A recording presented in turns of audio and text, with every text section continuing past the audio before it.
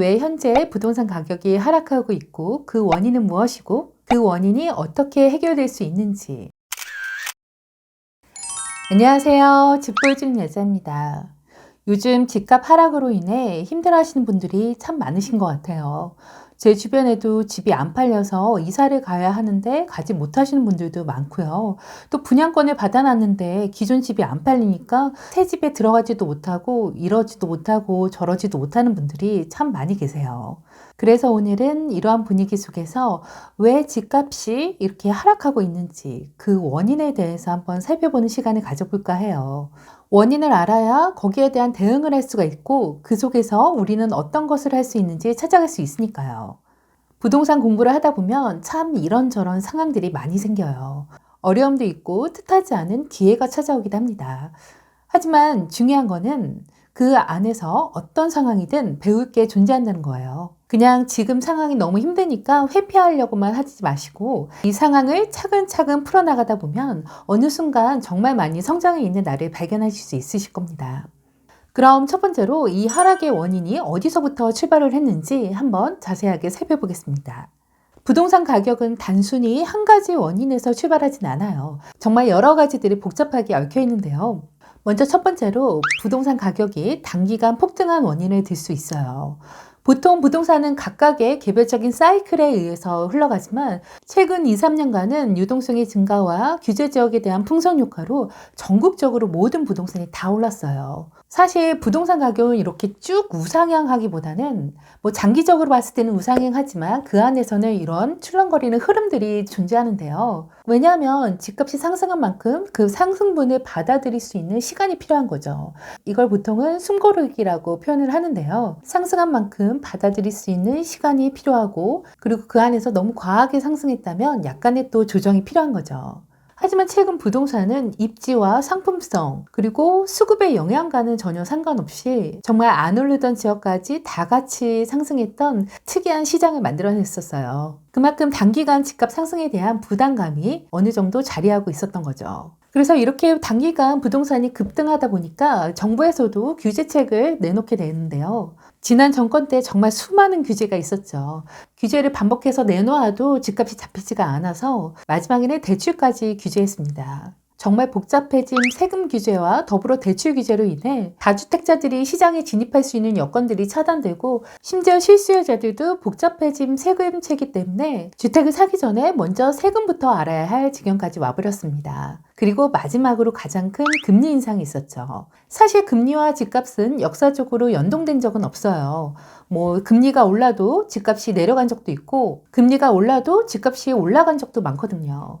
하지만 금리 인상 직전에 집값이 정말 단기간 급등했다고 하면 조금 말이 달라져요. 집에 대한 매수 수요는 근본적으로 지금 내가 집을 사더라도 향후 집값이 올라갈 수 있다고 생각하면 사거든요. 하지만 직전에 너무 많이 올라서 더 이상 올라갈 수 있을까라고 생각하는 와중에 금리까지 올라버린다면 주택 구입에 대한 부담이 확실히 늘어나게 되죠. 따라서 부담도 늘어나는데 집값에 대한 불확실성까지 생긴다 하면 매수를 하기가 힘들어지는 거죠. 그리고 이번 경우처럼 미국에서 먼저 급격한 금리 인상은 없을 거라고 얘기해서 안심을 하고 있던 도중에 이렇게 기조를 확 바꿔서 누구도 예상하지 못한 범주 내에서 급격한 금리 인상이 이루어졌을 때는 이렇게 예상하지 못한 충격에 대해 더 크게 반응을 하게 됩니다. 즉 미래에 대한 불확실성이 더 증가하게 되는 거죠.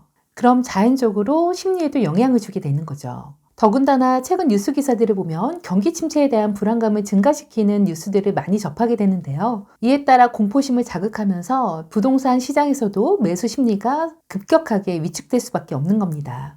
원래 부동산 가격은 본질적으로 존재하는 내재 가치와 더불어 수급의 영향을 가장 많이 받습니다. 보통은 개별적인 사이클에 따라 수요와 공급에 의해서 움직이는 경우가 많아요. 하지만 부동산의 이런 내재적인 요인 외에 최근같이 대외적인 변수가 강하게 작용하는 때는 이 모든 것을 종합적으로 보셔야 해요. 왜냐하면 이런 대외적인 변수는 매수 심리에 큰 영향을 끼치게 되기 때문입니다.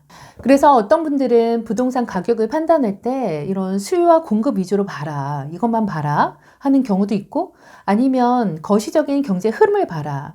거기에 강조를 하시는 분들도 많은데요. 저는 이 둘 다 봐야 한다고 생각합니다. 요즘같이 정보가 빠른 시대에는 사람들이 실시간 세상 흐름에 대해서 파악할 수 있는 경로가 많아지고 그에 따라 반응하는 속도도 굉장히 빨라졌기 때문이에요. 따라서 부동산이 가지는 본연의 가치와 정책적인 변화, 그리고 세금 규제, 더불어 대외적인 변수까지도 살펴보셔야 향후 부동산 가격의 방향성을 예측해 보실 수 있습니다. 그럼 방금까지 부동산이 하락하는 원인을 말씀드렸다면 반대로 이 하락이 언제 멈출까 한번 생각해 볼 수 있지 않을까요?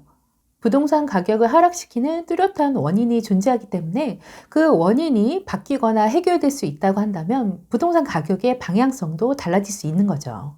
그래서 아까 말씀드렸던 원인들이 있죠. 집값이 단기간에 급등을 했고 그에 따라 각종 세금 규제와 대출 규제까지 강화되었고 그러한 시점에서 예상과는 다른 급격한 금리 인상이 있었다고 말씀드렸습니다. 그럼 역으로 생각하면 이 세 가지 요인들이 복합적으로 잘 해결이 된다면 부동산 가격의 하락도 멈출 수 있게 된다는 뜻이 되는 거죠.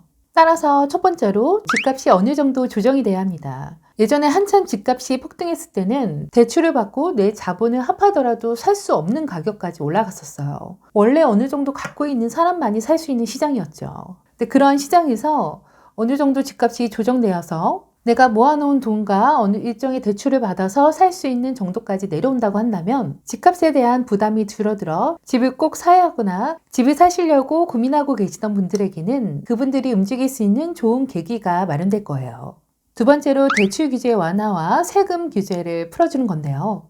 지금도 양도세를 일시적으로 중과 배제를 하거나 종부세 개선을 위한 방안도 마련되고 있지만 사실 중요한 건 취득세예요. 지금처럼 거래량이 너무 없을 때는 집을 살 수 있는 환경을 마련해 줘야 되는데요. 집을 살 수 있게 하는 가장 효율적인 규제 완화가 취득세와 대출을 풀어주는 거예요. 양도세, 종부세는 집을 산 다음의 일이고 집을 살 때 우선 취득세가 과도하게 중과가 된다면 세부담 때문에 집을 살 수가 없는 거죠. 더군다나 대출까지 계속 막아둔다면 더더욱 힘들어지는 거고요. 따라서 모든 규제 완화와 더불어 특히나 취득세가 변화한다. 그리고 대출을 풀어준다. 더불어 쌓여가고 있는 미분양 주택에 대한 세제 완화까지 되고 임대사업자 규제까지 완화된다고 한다면 그때는 부동산을 주의 깊게 살펴보셔야 해요. 지금처럼 공포심에 사로잡혀 있을 때는 집을 한 번도 사지 않은 분들은 더 못 사요. 규제가 어느 정도 풀린다고 한다면 오히려 실수요자보다는 투자자들이 먼저 움직일 가능성이 커요. 예전에 박근혜 정부 때 세제 완화를 했을 때도 실수요자보다는 다주택자들이 먼저 움직였어요. 그러면서 그들이 물건을 하나하나씩 사고 또 급매물들이 소진되다 보니까 그런 매수 분위기가 실수요자들에게도 번졌던 거죠. 그리고 세 번째로 금리 인상이 멈춰야 합니다. 금리가 떨어지지 않아도 금리가 더 이상 오를 거라는 부담감만 줄어들어도 매수 심리는 많이 바뀌게 돼요. 모든 공포는 불확실성에서 오니까요. 그럼 금리가 계속 올라갈 거라는 공포심이 사라지게 되고 금리 인상을 피해 월세로 옮겨갔던 수요가 다시 전세로 돌아올 확률이 커져요. 그러면서 낮아졌던 전세가도 회복하고 전세가가 나중에는 매매가도 밀어올릴 수 있는 힘을 갖게 되는 거죠. 더불어 경기 침체가 심각해진다면 향후 금리를 인하할 가능성도 높아지니까요. 그때 되면 눌려왔던 수요가 폭발적으로 늘어날 수도 있습니다. 단순히 금리 인하만이 아닌 이 모든 것들, 집값이 어느 선까지 조정되고 대출과 세금 규제, 특히 취득세까지 풀어져서 다주택자들이 진입할 수 있는 상황이 되고 더불어 금리까지 더 이상 인상되지 않을 거라는 인식이 생기게 되면 이 모든 것들이 종합적으로 작용하면서 매수 심리가 살아나게 되는 거죠. 그렇다고 모든 지역이 또 다 같이 오르는 건 아니고 정말 그때는 부동산 본연의 가치로 돌아가셔야 되는데요. 아까 말씀드렸던 수요와 공급, 그런 개별적인 사이클을 더욱더 중요하게 살펴보셔야 하는 거죠. 이전 영상에서도 말씀드렸듯이 대외적인 요인들이 해결이 되면 부동산 본연의 가치로 돌아가게 돼요. 따라서 그때는 우리가 금리나 대외적인 변수 때문에 신경 쓰지 못했던 여러 가지 내재적 가치들을 찾아나가는 연습을 반드시 하셔야 합니다. 그럼 마지막으로 지금 이런 상황에서 우리가 할 수 있는 것들은 무엇이 있을까요? 간단합니다. 먼저 앞서 말씀드렸던 세 가지 요인들이 변해가는 상황을 유심히 지켜보시면서 이러한 하락의 요인들이 변해가는 과정을 지켜보셔야 해요. 그래야지 대비를 할 수 있으니까요. 따라서 집값이 많이 조정됐다. 규제도 풀리고 있고 대출도 완화되고 있다. 거기에 금리 인상도 멈출 거라고 한다라고 한다면 그때부터는 정말 본격적인 대비를 하셔야 합니다. 바로 시장 본연의 가치를 조사하는 거죠. 여태껏 저랑 함께 공부해왔던 지역 분석을 하시면서 미분양 지수, 수요와 공급 등 같이 주요 데이터들을 살펴보세요. 그리고 향후 올라갈 만한 지역에 대한 시세 트래킹을 계속 하시는 겁니다. 또한 가장 중요한 거, 현금을 확보해 놓으셔야 되는데요. 이렇게 불안한 상황일수록 내가 어느 정도 현금은 쥐고 있어야 해요. 공부를 계속하면서 시드까지 마련해 놓으셔야지 기회가 왔을 때 정말 잡으실 수 있으니까요. 이번 시간에는 왜 현재 부동산 가격이 하락하고 있고 그 원인은 무엇이고 그 원인이 어떻게 해결될 수 있는지, 그리고 그러한 과정에서 우리는 무엇을 해야 하는지까지 살펴보는 시간을 가졌습니다. 제 영상을 시청하고 계신 여러분들 중에서도 힘들어하실 분들이 많이 계실 거라고 생각해요. 하지만 힘든 거에만 너무 몰두하지 마시고 긍정적인 생각을 가지시면서 또 이러한 과정도 장기적인 투자를 위해 꼭 거쳐야 하는 공부라고 생각하실 수 있었으면 좋겠어요.